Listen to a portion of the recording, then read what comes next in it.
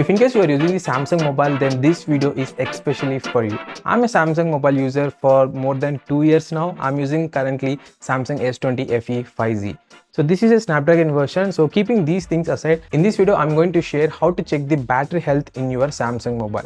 It's very simple guys, no need to do some gimmicks or rooting the devices or adding unknown so many applications. It's only one application, that too trusted by Samsung, called Samsung Members. To get this application, you need to go to Samsung Galaxy Store, and there you need to search this application. It's free and you can get this app in any country. Now after installing the application, on the bottom you can see an option called support.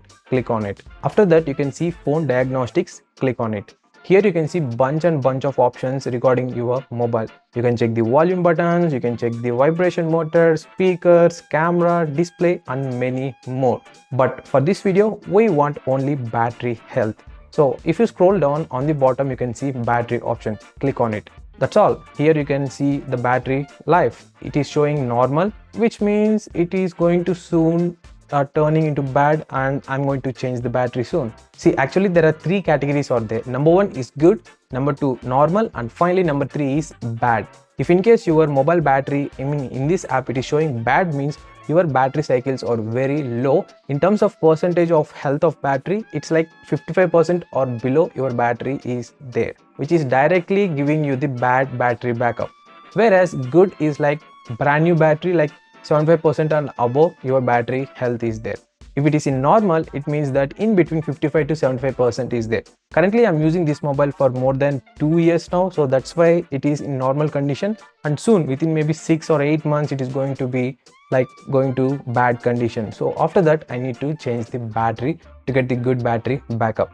And also guys, before ending the video, if in case your mobile is showing bad condition, go to the service center, like the Samsung authorized service centers only. There you can change the battery.